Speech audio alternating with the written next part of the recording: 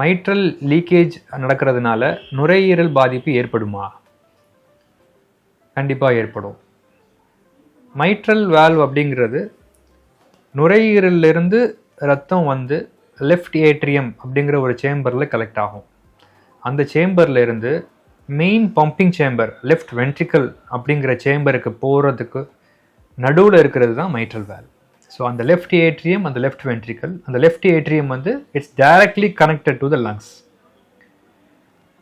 நுரையீரலிருந்து வரக்கூடிய அந்த ரத்தம், ஆக்சிஜனேட் ஆகி வரக்கூடிய அந்த ரத்தம், அது ஒரு ஸ்பெசிஃபிக் ஆர்டரி மூலிமா வேறு ஒரு குழாய்கள் மூலிமா வருது. அதுக்கு பேர் பல்மனரி வெயின்ஸ் அப்படின்னு சொல்லுவோம்.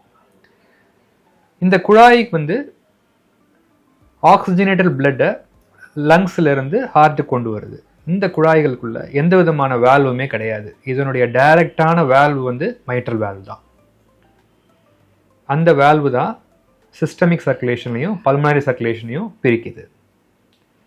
இப்போ மைட்ரல் வால்வுல லீக்கேஜ் நடக்குது அப்படின்னா டைரக்டாக வந்து அந்த லெஃப்ட் ஏட்ரியம்ங்கிற சேம்பரில் ப்ரெஷர் அதிகமாகும்.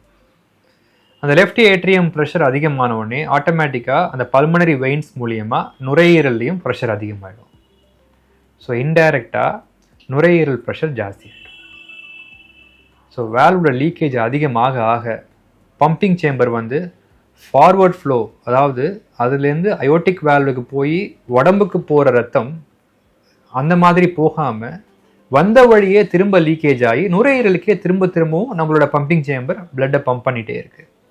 ஸோ இதனால் ஆட்டோமேட்டிக்காக நுரையீரலில் ப்ரெஷர் ரொம்ப ஜாஸ்தி ஆகிட்டு அந்த பல்மனரி ஹைப்பர் டென்ஷன், அதாவது நுரையீரலுக்குள்ளார இருக்கிற இரத்த குழாய்களில் இரத்த கொதிப்பு அதிகமாகிடுது. இதனால் அவங்களுக்கு நாளடைவில் மூச்சு விடுற தொந்தரவு ரொம்ப ஜாஸ்தியாகும். நுரையீரல் வந்து இர்ரிவர்சிபிள் டேமேஜ் நடக்கிறதுக்கு வாய்ப்பு இருக்குது. அதனால திரும்பவும் நுரையீரல் வந்து திரும்பவும் இன்னொரு லூப், அந்த பக்கம் பார்த்தீங்கன்னா ரைட் வென்ட்ரிக்கல், அதாவது கெட்ட ரத்தத்தை நுரையீரல் கொடுக்குற அந்த உறுப்புமே அஃபெக்ட் ஆக ஆரம்பிக்கும். அந்த பக்கம் இருக்கிற வால்வும் லீக்கேஜ் ஆகும் due to back pressure.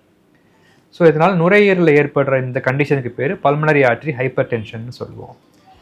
So இந்த பிரச்சனையினால் நுரையீரலில் இருக்கிற ரத்த குழாய்கள் எல்லாம் சுருங்கி போய் நாளடைவில் மைட்ரல் வால்வை சரி செஞ்சாலும் கூட நுரையீரல் ரெக்கவர் ஆகாமல் போகலாம், தொந்தரவுகள் அதிகமாகவே இருக்கலாம், ரைட் வென்ட்ரிக்கல் பாதிப்பு ஏற்படலாம், ட்ரைகஸ்பிட் வால்வு பாதிப்பு ஏற்பட்டு உடம்பு ஃபுல்லாக நீர் கோக்கும், வயிறு உபசமாகும், கால் வீக்கம் வர ஆரம்பிக்கும், அவங்களுக்கு ப்ரோட்டீன் லாஸ் ஆக ஆரம்பிக்கும், கிட்னி ஃபெயிலியர் ஆகும். ஸோ இந்த மாதிரி எந்த பிரச்சனைகளும் உருவாக ஆரம்பிக்கும் due to all this back pressure லூப்னால.